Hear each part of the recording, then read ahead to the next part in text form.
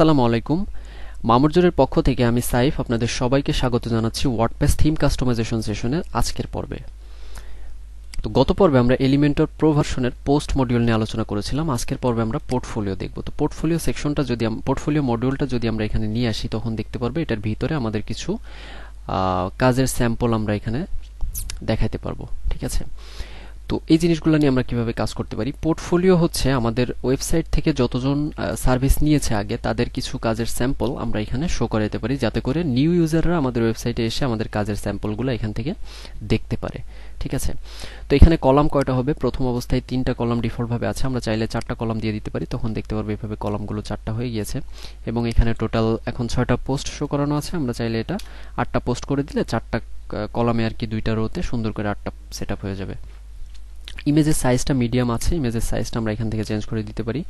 এরপরে হচ্ছে item ratio কতটুকু হবে। ঠিক আছে, আইটেমটা কতটুকু জায়গা জুড়ে এটা ইয়া হবে সেটা রেশিওটা আমরা এখান থেকে দিয়ে দিতে পারি।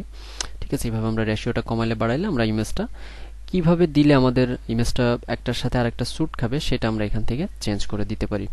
এরপর এখানে টাইটেল শো করবে কিনা, আমরা যদি টাইটেলটা অফ করে দিই তখন ইমেজের উপরে হোভার করলে দেখবো যে টাইটেলটা চলে গিয়েছে, টাইটেলটা কিন্তু আর শো করতেছে না।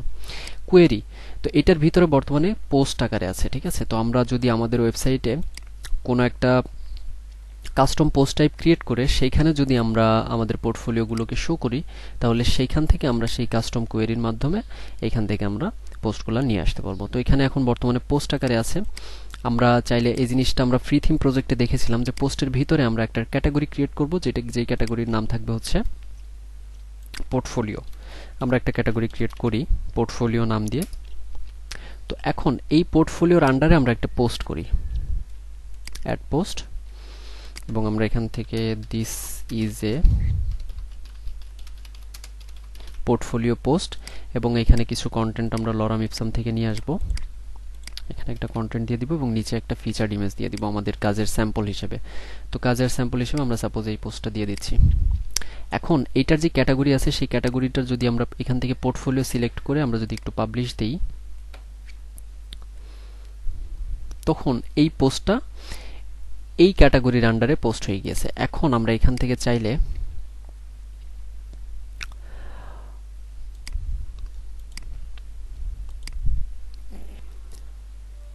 এইখান থেকে যদি আমরা ম্যানুয়াল সিলেকশনে আসি এবং ম্যানুয়াল সিলেকশনে এসে আমরা যেই পোর্টফোলিওর আন্ডারে যে পোস্টটা আমরা পাবলিশ করলাম সেই পোস্টটা যদি আমরা এখানে দিয়ে দিতে চাই তখন আমরা এখানে এই যে আমাদের পোর্টফোলিওর আন্ডারে যে পোস্টটা ছিল সেই পোস্টটা চলে আসছে। এখন যদি এই পোস্টটা আমরা এখানে দিয়ে দিই তখন দেখতে পারবো সেই পোস্টটা এখানে চলে আসছে। তো পোর্টফোলিওর এইভাবে আমরা একটা ক্যাটাগরি ক্রিয়েট করে সেই ক্যাটাগরির আন্ডারে পোর্টফোলিও কিছু পোস্ট পাবলিশ করে সেই পোস্টগুলোকে আমরা এখানে ম্যানুয়াল সিলেকশনের মাধ্যমে দিয়ে দিলে সেটাকে একটা পোর্টফোলিও আকারে আমরা শো করাইতে পারবো। ঠিক আছে, এটাকে অর্ডার বাই আমরা অ্যাসেন্ডিং বা ডিসেন্ডিং কিভাবে দিতে পারি, সর্টিংটা সেভাবে সেটা সিলেক্ট করে দিতে পারি। অর্ডার কি ডেট আকারে হবে নাকি টাইটেল আকারে বা মেনু অর্ডার র্যান্ডমলি অর্ডার হবে সেটা আমরা এখান থেকে দিয়ে দিতে পারি। এরপরে কোয়েরি আইডি এটা কি হবে, কোন ক্যাটাগরির, সেটা আমরা এখান থেকে দিয়ে দিতে পারি। তো এটা চাইলে আমাদের আপাতত প্রয়োজন নেই। এরপরে ফিল্টার বার বলতে আমাদের এখানে যদি কোনো ফিল্টারিং অপশন আমরা রাখতে চাই সেটাকে আমরা এখান থেকে শো বা অফ করে দিতে পারি। তো এটা হচ্ছে আমরা যখন ম্যানুয়ালি কোনো কিছু সিলেক্ট করে দিব তখন সেক্ষেত্রে ফিল্টার বারটা শো করবে না, বাট আমরা যদি এখানে পোস্ট দেই এবং ফিল্টার বারটা আমরা যদি অন করি তখন আমরা দেখতে পারবো এখানে ট্যাক্সোনমি আকারে একটা জিনিস চলে আসছে।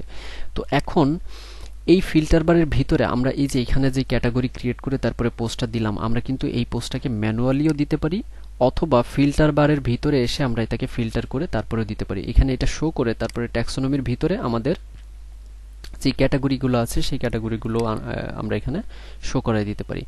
অর্থাৎ এইখানে একটা ট্যাব আকারে চলে আসবে এবং এই ট্যাবের মাঝখানে কিছু ক্যাটাগরি থাকবে, কিছু ট্যাক্সোনমি আমরা রাখতে পারি, সেই আন্ডারে এটাকে একটা ফিল্টারিং অপশন হিসেবে এটা এখানে ক্রিয়েট হবে।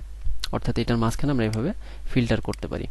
তো এখন আমাদের ওয়েবসাইটে তো আমরা বিভিন্ন ধরনের সার্ভিস দিতে পারি, সেই সার্ভিস ওয়াইজ প্রত্যেকটা ক্যাটাগরি ক্রিয়েট করে সেই ক্যাটাগরির আন্ডারে যদি আলাদা আলাদা করে সেই সার্ভিস রিলেটেড পোস্ট করে সেইটাকে আমরা এখানে এইভাবে ফিল্টারিং করে দিই তাহলে সেটা অনেক বেশি ভালো হবে।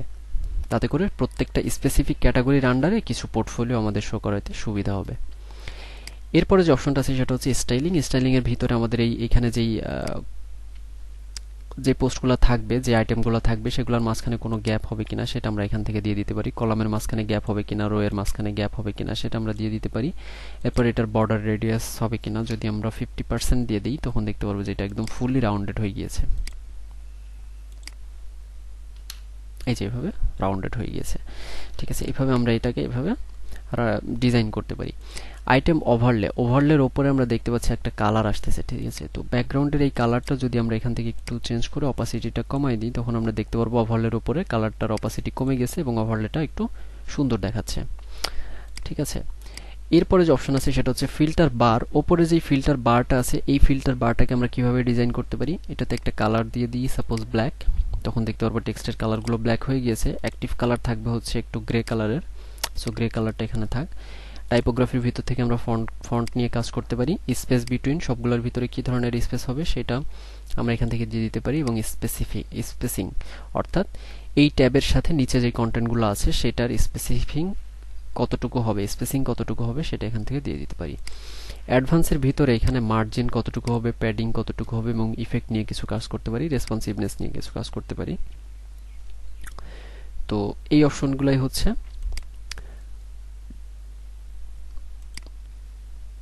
পোর্টফোলিও এই মডিউলের ডিজাইনিং অপশন। তো আজকের পর্বে এই পর্যন্তই। নেক্সট পর্বে আমরা বাকি মডিউলগুলো সম্পর্কে জানবো। সবাইকে ধন্যবাদ।